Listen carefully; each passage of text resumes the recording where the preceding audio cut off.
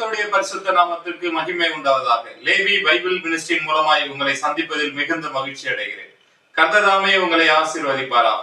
இன்றைக்கும் நாம் தியானிக்க போகின்ற தேவ செய்தியின் தலைப்பு, ஆதாம் எந்த தேதியில் பாவம் செய்தான், எந்த நேரத்தில் பாவம் செய்தான் என்று பார்க்க போகிறோம்.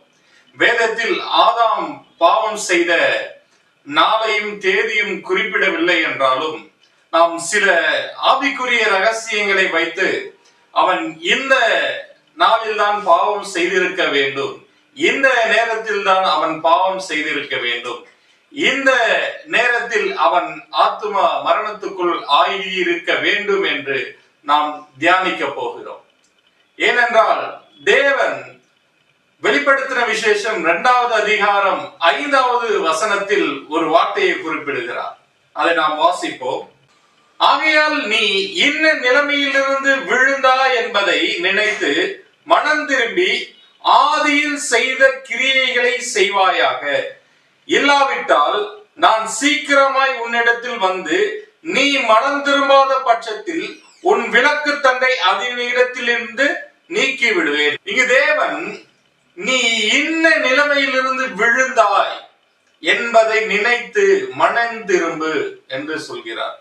ஆகவே ஒரு மனிதன் எந்த நிலையிலிருந்து விழுந்தான், எந்த இடத்திலிருந்து விழுந்தான், என்றைக்கு விழுந்தான் என்பதை நினைத்து ஆதியில் அவன் இருந்த நிலைமைக்கு திரும்பும்படியாக மனம் திரும்புதலை குறிக்கிறார். அப்படியானால் ஒரு மனிதன் எந்த நேரத்தில், எந்த இடத்தில், எந்த தேதியில் விழுந்தான் என்பது கர்த்தருக்கு நன்றாக தெரியும். அதே போலவே ஒவ்வொரு மனிதனும் தான் பாவம் செய்த நாள், எந்த இடத்தில் பாவம் செய்தோம், எந்த நாளில் பாவம் செய்தோம், என்ன பாவம் செய்தோம், அதற்கு முன்பாக நாம் எப்படி பரிசுத்தமாய் வாழ்ந்தோம் என்பதை நினைத்து மனம் திரும்ப வேண்டும் என்று நமக்கு நினைப்பூட்டுகிறார். அதே போலவே ஆதாம் எந்த நிலையில் இருந்தான், அதற்கு முன்பாக, பாவம் செய்வதற்கு முன்பாக அவன் இருந்த நிலைமை என்ன, அவன் பாவம் செய்த பின்பு அவனுடைய நிலைமை என்ன, எந்த இடத்தில் பாவம் செய்தான், எந்த தேதியில் பாவம் செய்தான், எந்த நேரத்தில் பாவம் செய்தான் என்பதை அவர் நினைத்திருக்கிறார். அவர் நினைத்து அந்த நாளை முன்குறித்திருக்கிறார். அதை தான் நாம் மேலும் பார்க்க போகிறோம். முதலாவதாக ஒரு மனிதனை தேவன் தெரிந்து கொள்கிறார் என்றால் அவன் மீது ஒரு நம்பிக்கை வைக்கிறார். என்ன நம்பிக்கை என்றால், அவன் தனக்கு பின்பு தன்னுடைய பிள்ளைகளுக்கு தேவனை குறித்தும், தேவனுடைய நீதியை குறித்தும், தேவனுடைய பரிசுத்தத்தை குறித்தும், தேவனுடைய நியாய தீர்ப்புகளை குறித்தும் அவன் சொல்லிக் கொடுத்து தன்னுடைய பிள்ளைகளை பக்தியில் வளர்ப்பான் என்ற நம்பிக்கையில் தான் ஒரு மனிதனை தேவன் தேர்ந்தெடுக்கிறார். அப்படியாக தேர்ந்தெடுக்கப்பட்ட மனிதன் தான் ஆதாம்.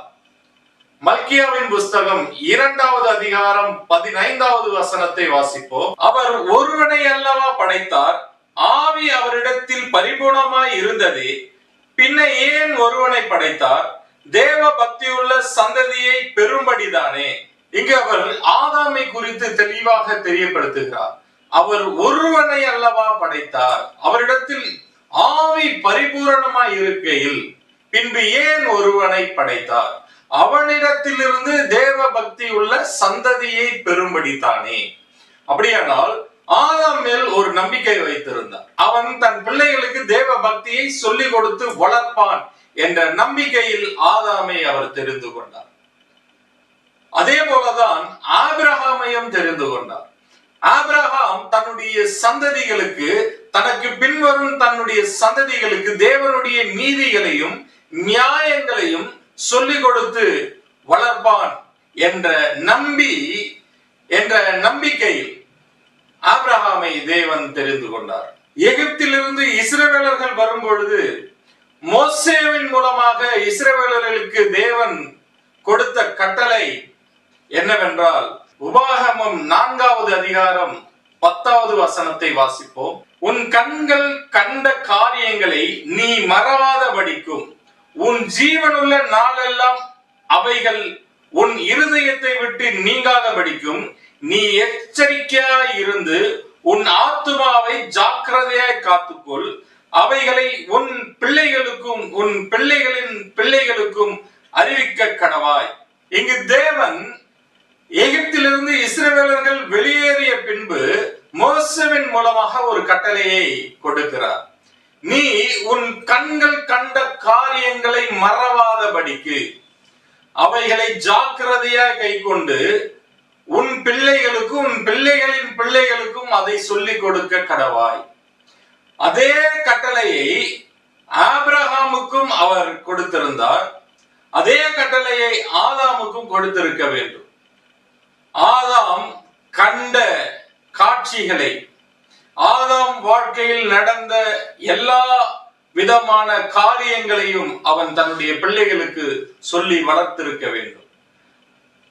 ஆதாம் தேவன் புசிக்க கூடாது என்று சொன்ன ஆதாம் தேவன் புசிக்க கூடாது என்று சொன்ன அந்த கனியை புசித்தபடியினால் அவன் ஜீவ ஆத்துமா என்ற மரணத்தை இழந்து பாவ ஆத்துமா என்ற நிலைக்கு வந்து விட்டான்.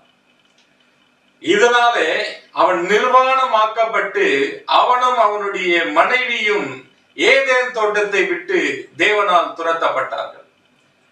அப்படி துரத்தப்பட்ட அவர்களுக்கு பிறந்த 2 பிள்ளைகளுக்கு அவர்கள் நாங்கள் முன்னாடி எப்படி வாழ்ந்தோம், ஏதேன் தோட்டத்திலே எங்களுடைய நிலைமை எப்படி இருந்தது, நாங்கள் கண்ட காட்சிகள் என்ன என்று தங்களுக்கு நேர்ந்த எல்லாவற்றையும் தன்னுடைய பிள்ளைகளுக்கு சொல்லி வளர்த்தார்கள்.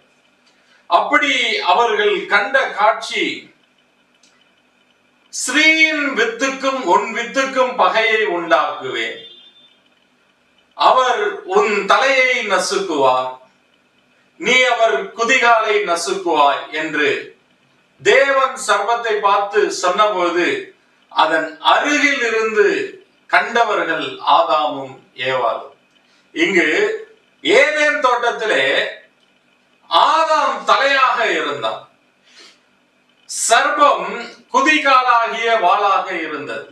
அந்த சர்ப்பம் ஆதாமை வஞ்சித்தபடியினால் ஆதாமிடம் இருந்து ஆளுகை செய்யும் அதிகாரமாகிய தலையை சர்ப்பம் பறித்து சர்ப்பம் தலையாக மாறிவிட்டது.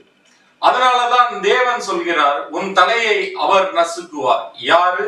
இயேசு உன் தலையை நசுக்குவார் என்றால் மரணமாகிய உன் தலையை நசுக்குவார், உன்னுடைய ராஜ்யத்தை பிடுங்குவார். நீ எப்படி மனிதர்களை குதிகாலாய் மாற்றி வைத்திருக்கிறாய், அவர்களை வாளாக மாற்றி வைத்திருக்கிறாய், அந்த வாளாகிய மனிதனுடைய ரூபத்திலே இயேசு கிறிஸ்து ஸ்ரீயின் வித்தாக பிறப்பார், பிறந்து உன் தலையை நசுக்குவார் என்று தேவன் தீர்க்க தரிசனமாக உரைத்த அந்த காட்சியை கண்ட அவர்கள் அதை தங்களுடைய பிள்ளைகளுக்கு சொல்லி இருக்க வேண்டும். ஆதாமும் ஏவாளும் ஏதேன் தோட்டத்திலே தலையாக வாழ்ந்து இப்போது பூமிக்கு அவர்கள் வாளாக வந்திருக்கிறார்கள். அப்படி அவர்கள் தங்கள் பிள்ளைகளுக்கு சொல்லி வளர்த்த அந்த நாள் தான் மிக முக்கியமான நாள். வருஷந்தோறும் அவர்கள் அந்த நாளை நினைவு கூர்ந்து எந்த நாளில் அவர்கள் விழுந்தார்களோ, எந்த நாளில் அவர்கள் பாவம் செய்தார்களோ அந்த நாளை நினைவு கூறும்படியாக அந்த ஸ்ரீயின் வித்துக்காக அவர்கள் காத்திருந்தார்கள். அவர் அடிக்கப்படுகிற ஆட்டுக்குட்டியாக அடிக்கப்பட்டு அந்த சாத்தானின் தலையை நசுக்கும் அந்த நாளுக்காக அவர்கள் காத்திருந்தார்கள். அந்த நாளில்தான் ஆபேல் தேவனுக்கு கொழுத்த ஆட்டுக்குட்டியை பலியாக பலியிட்டார். அந்த நாளை தேவன் முன்குறித்திருக்கிறார். ஆதாமும் ஏவாளும் அவர்களுடைய சந்ததியினரும் பாவத்திலிருந்து மீட்கும்படியான நாள்தான் ஆபேல் தேவனுக்கு ஆட்டுக்குட்டியை பலி செலுத்தின நாள். அந்த நாளை தேவன் முன்குறித்து வைத்திருந்தார், அதை ரகசியமாகவே வைத்திருந்தார். அவர்கள் தாங்கள் பாவம் செய்த அந்த நாளை நினைவு கூற காரணம் ஆதியாகமம் 3வது அதிகாரம் 21வது வசனம். தேவனாகிய கர்த்தர் ஆதாமுக்கும் அவன் மனைவிக்கும் தோல் உடைகளை உண்டாக்கி அவர்களுக்கு உடுத்தினார்.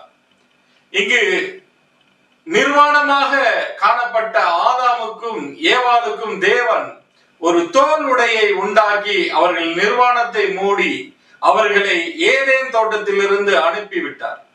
அந்த தோலுடையோடு வந்தவர்கள் தான் ஆதாமும் ஏவாளும்.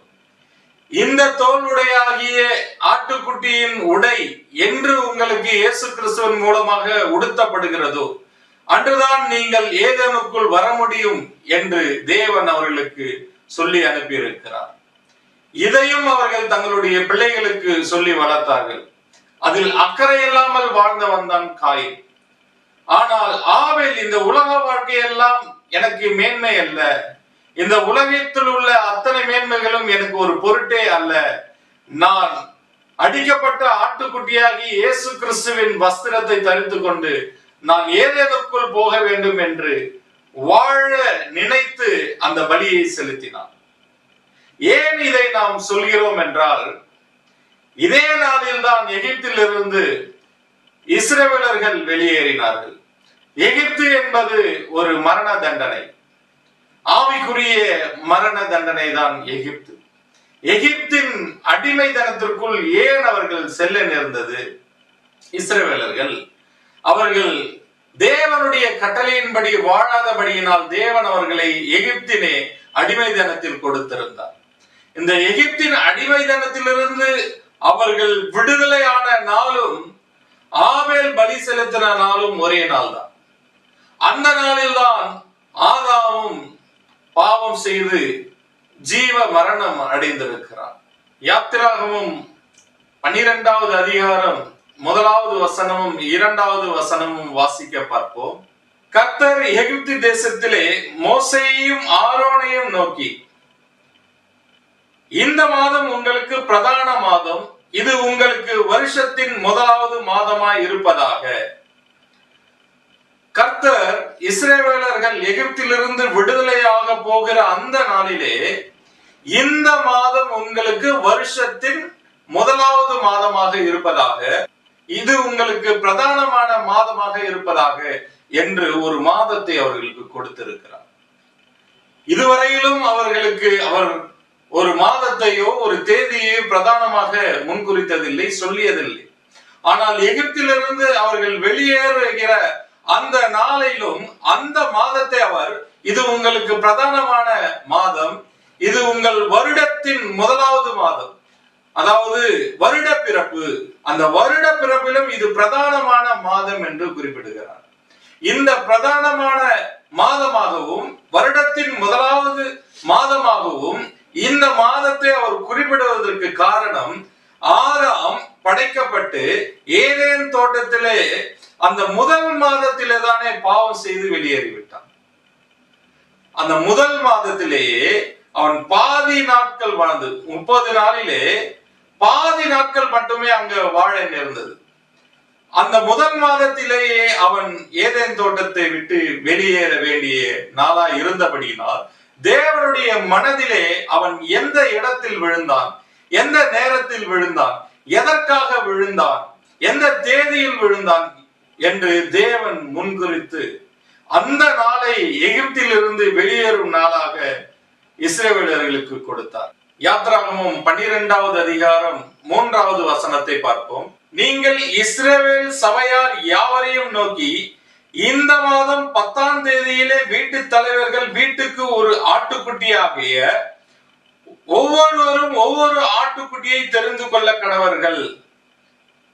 இந்த மாதத்திலே ஒவ்வொரு இஸ்ரவேல் தலைவர்களும் தங்கள் வீட்டுக்கு ஒரு ஆட்டுக்குட்டியை தெரிந்து கொள்ளும்படியாக தேவன் கட்டளை கொடுக்கிறார். அப்படி தேவனுடைய வீடாகிய எருசலேமுக்கு பாவம் நிவர்த்தி செய்யும்படியாக தெரிந்து கொள்ளப்பட்ட தேவனுடைய ஆட்டுக்குட்டி தான் இயேசு கிறிஸ்து. இயேசு கிறிஸ்துவும் இதே மாதத்தில் தான், இதே நேரத்தில் தான் ஆட்டுக்குட்டியாக பலியிடப்பட்டார். யாத்திராகமம் 12வது அதிகாரம் 5வது வசனத்தை பார்ப்போம். அந்த ஆட்டுக்குட்டி பழுதற்றதும் ஆணும் ஒரு வயது உள்ளதுமாய் இருக்க வேண்டும். செம்மறி ஆடுகளிலாவது வெள்ளாடுகளிலாவது அதை தெரிந்து கொள்ளலாம். இப்படி பழுதற்றதும் ஒரு வயது ஆணுமாகிய ஆட்டுக்குட்டியை தேவன் தெரிந்து கொள்ளும்படியாக சொன்னார். அப்படி குற்றமற்றவராகவும் பழுதற்றவராகவும் ஆட்டுக்குட்டியாகவும் தெரிந்து கொள்ளப்பட்டவர் தான் இயேசு கிறிஸ்து. இயேசு கிறிஸ்துவுக்கு முன்குறிக்கப்பட்ட மாதத்திலே, இயேசு கிறிஸ்துவுக்கு முன்குறிக்கப்பட்ட நேரத்திலே எகிப்திலிருந்து இஸ்ரவேலர்கள் வெளியேறும்படியாக முன்குறிக்கப்பட்ட அதே தேதியில், அதே மாதத்தில், அதே நேரத்தில் ஆட்டுக்குட்டியை தேவன் பலியிட சொன்னார். யாத்ராகமம் 12வது அதிகாரம் 6வது வசனத்தை வாசிப்போம். அதை இந்த மாதம் 14ஆம் தேதி வரைக்கும் வைத்திருந்து இஸ்ரவேல் சபையின் ஒவ்வொரு கூட்டத்தாரும் சாயங்காலத்திலே அதை அடித்து, தேவன் அவர்களுக்கு, இஸ்ரவேலர்களுக்கு வருடத்தின் முதலாவது மாதமாகவும் பிரதான மாதமாகவும் ஆபிப் மாதம் என்று சொல்லப்படுகிற நிசான் மாதத்தை முன்குறித்தார். அது நம்முடைய காலண்டரில் பார்க்கும் பொழுது மார்ச் ஏப்ரல் வரும். இந்த மாதத்தை முன்குறித்து அவர்களுக்கு அந்த மாதத்திலும் சரியாக 14ஆம் தேதியை முன்குறிக்கிறார். அப்படியென்றால் தேவன் அந்த மாதத்தை முன்குறிக்க காரணம் என்ன? அந்த தேதியை முன்குறிக்க காரணம் என்ன? அந்த சாயங்கால வேலையை முன்குறிக்க காரணம் என்ன? இந்த சாயங்கால வேளையில் தான், பகலின் குளிர்ச்சியான வேளையில் தான் தேவன் இறங்கி வந்து ஆதாம் பாவம் செய்ததை உறுதி செய்தார். உறுதி செய்து அவர்களுக்கு தண்டனையாக அவர் ஏதனை விட்டு அவர்களை வெளியேற்றினார். ஜீவனை விட்டு அவர்கள் மரணத்துக்குள்ளாய் வந்து விட்டார்கள். இந்த மரணத்துக்குள்ளாய் வந்ததுதான் எகிப்திலிருந்து அவர்கள் வந்தது. இந்த மரணத்துக்குள்ளாக வந்ததுதான் எகிப்துக்குள்ளாக அவர்கள் வந்தது. அந்த எகிப்தாகிய மரணத்திலிருந்து விடுதலை ஆகும்படியாக தேவன் அவர்களுக்கு முன்குறித்த மாதம் தான் அந்த ஆபிப் மாதம் என்கின்ற நிசான் மாதம் 14ஆம் தேதி. அந்த 14ஆம் தேதியிலும் சாயங்கால வேலையை முன்குறித்தபடியினால் ஆதாம் இந்த ஆபிப் மாதமாகிய நிசான் மாதமாகிய 14ஆம் தேதியிலே சாயங்கால வேளையிலே பாவம் செய்திருக்க வேண்டும். அது அவன் மரணத்தை முன்குறித்த நாள். அந்த மரணத்திலிருந்து அவனை விடுதலையாக்கும்படியாக, அவனுடைய சந்ததியாகிய நம்மையெல்லாம் விடுதலையாக்கும்படியாக தேவன் நிசான் மாதமாகிய 14ஆம் தேதியும் சாயங்கால வேலையும் முன்குறித்து அதிலே ஆட்டை பலியிடும்படியாக ஒப்பு கொடுத்தார். ஒப்பு கொடுத்து தேவன் சொன்ன வார்த்தை, இன்று கண்ட எகிப்தியனை இனி நீங்கள் காண மாட்டீர்கள் என்று சொன்னார். இன்று கண்ட எகிப்தியனை இனி நீங்கள் காண மாட்டீர்கள் என்றால் இந்த மரணத்தை நீங்கள் இனி காண மாட்டீர்கள். இயேசு கிறிஸ்து ஆட்டுக்குட்டியாக வந்து உங்களுக்காக மரித்தபடியினால் இன்று கண்ட எகிப்தியனை நீங்கள் காண மாட்டீர்கள்.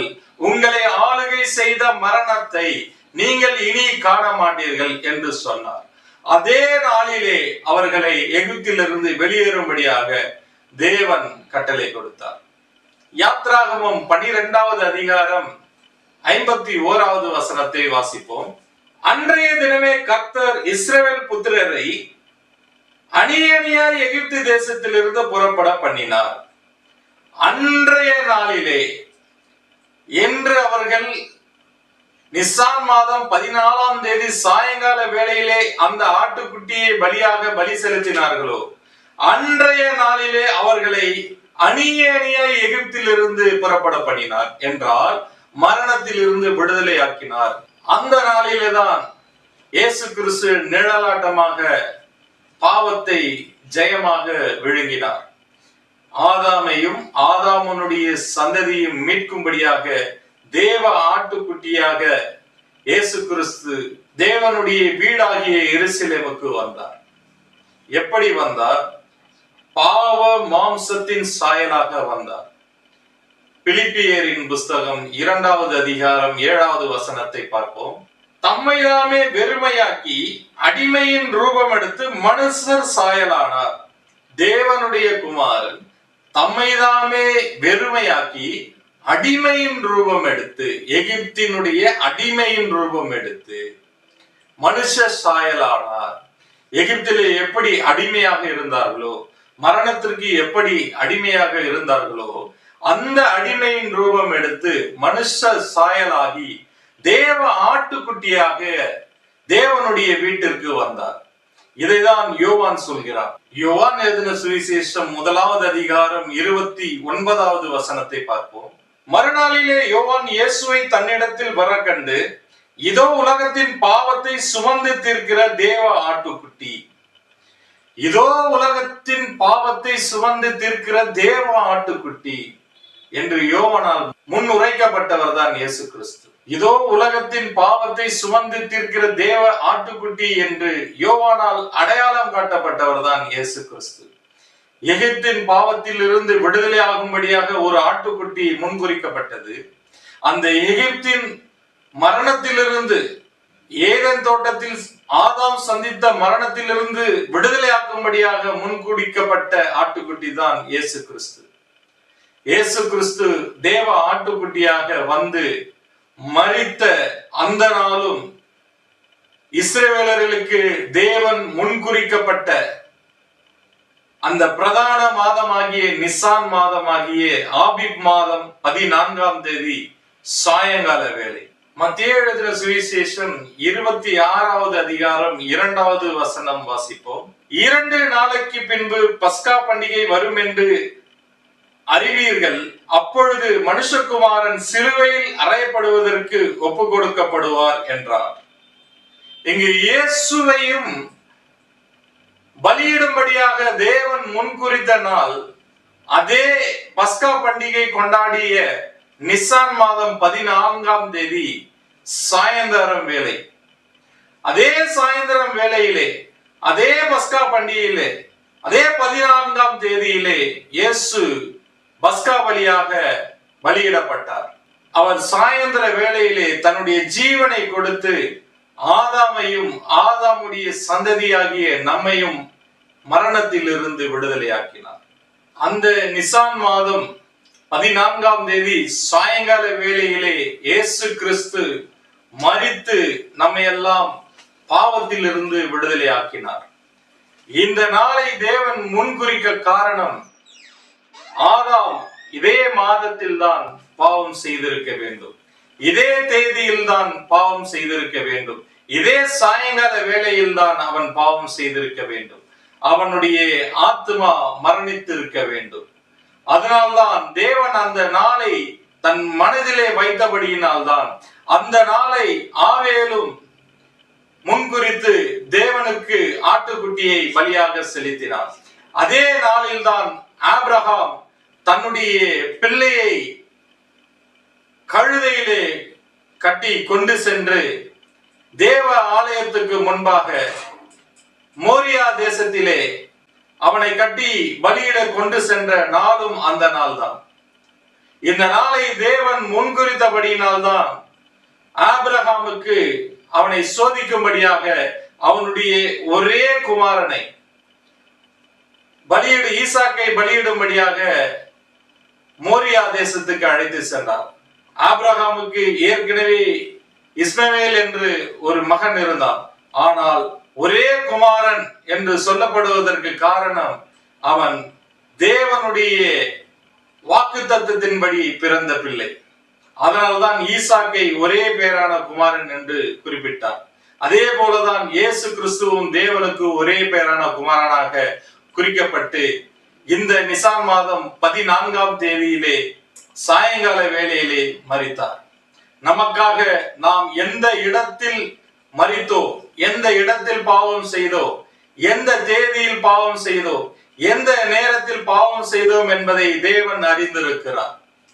ஏனென்றால் அவர் ஆதாம் எந்த நேரத்தில், எந்த தேதியில், எந்த மாதத்தில் பாவம் செய்தானோ அதே மாதத்தில், அதே நேரத்தில், அதே தேதியில் மரித்து அவனை மீட்டிருக்கிறார், நம்மையும் மீட்டிருக்கிறார். இப்பொழுதும் நாம் எந்த இடத்தில், எந்த நேரத்தில், எந்த நிலைமையில் இருந்து விழுந்தோம் என்பதை நினைத்து மனம் திரும்பும்படியாக தேவன் நமக்கு இந்த செய்தியை கொடுத்திருக்கிறார். அதனாலே நமக்காக அவர் மரித்திருக்கிறபடியினால் நாம் மீண்டும் அவருக்காக பரிசுத்தமாய் வாழ வேண்டும்.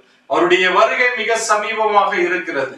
நாம் இன்ன நிலைமையிலிருந்து விழுந்தோம் என்பதை நினைவு கூர்ந்து அந்த நிலையிலிருந்து எழுந்திருக்கும்படியாகத்தான் இயேசு கிறிஸ்து நமக்காக வந்து மரித்திருக்கிறார். ஆகவே நாம் மனம் திரும்பி மீண்டும் முன்பு செய்த பரிசுத்த கிரியைகளை செய்வோம், நீதிகளை செய்வோம், தேவனுக்கு பிரியமுள்ள பிள்ளைகளாய் வாழ்வோம். கர்த்தர் தாமே உங்களை ஆசீர்வதிப்பாராக. God bless you.